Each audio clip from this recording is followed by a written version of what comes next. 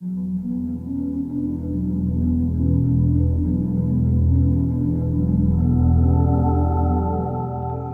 name is Anders. I'm 61 years of age. I work with the research activities in the field of high voltage. I started out 5 years ago with the CIC method because I had a prostate condition that hindered me from passing water as I should. I had large problems which had increased slowly over the years. The final diagnosis I got by the doctor was a benign enlargement of the prostate, which does not call for any drastic measures at all. I only needed to find a way to pass the water when needed, and the solution was the CIC method. When told to use CIC, I passed from the field of worries what should happen when I had my previous problems with passing the water to a feeling that now I had the solution to my problems. In other words, I had no worries at all about the CIC. It was a perfect method to void the bladder of urine, which I had been looking for. I had been thinking about similar solutions myself. My first experience with CIC, that was at the doctor's office when I got the introduction to using it. It was under the supervision of a nurse. She gave me instructions on using it, and we also made the hands-on demonstration where I inserted the catheter the first time myself. This was very quickly done. We had probably only 10 minutes of instruction before I was ready to use it on my own. Inserting the catheter was not really a problem, but there was a rather funny sensation feeling the catheter slipping in, and it felt like an invasion of the privacy in some way. Would I hurt myself? The answer was no.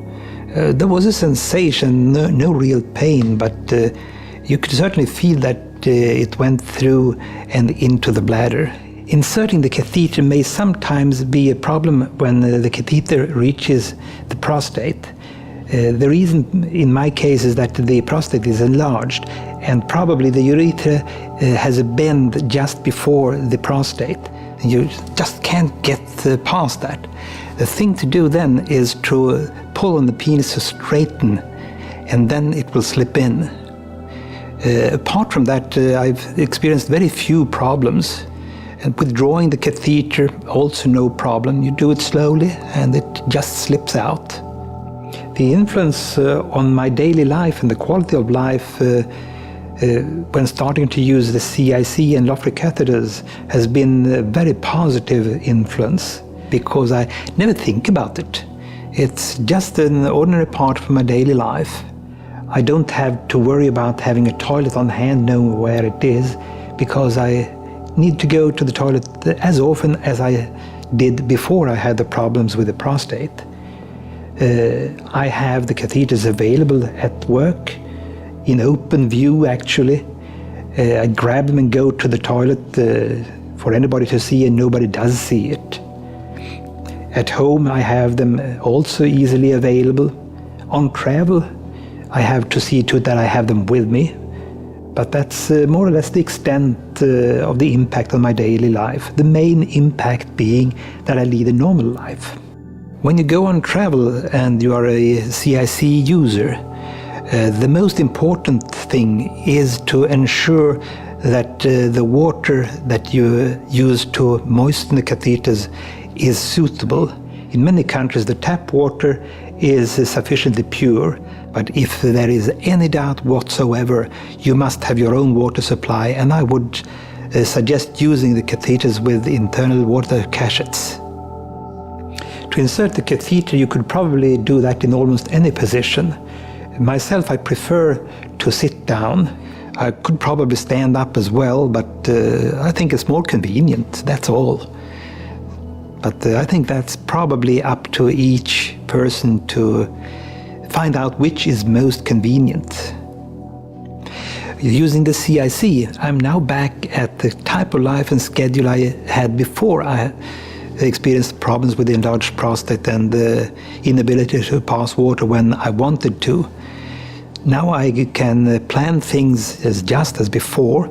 I don't need to have toilets available at all times, as I felt I had to just before I started with the CIC. Now I just see to it that I bring my catheters with me, that I have them on hand, and then I can do anything as usual. Going out in the forest, I bring catheters with water cachets. Going somewhere else, into a locale somewhere, I bring just my ordinary catheters, because with tap water available, I can use them there. And it's just as normal, nothing special at all. I've been a low-flow catheter user since almost exactly 5 years now. Actually, it's the only type of catheter I've ever used. So I have no comparisons to others, and actually I don't see any need for comparisons with others. This is the solution for me.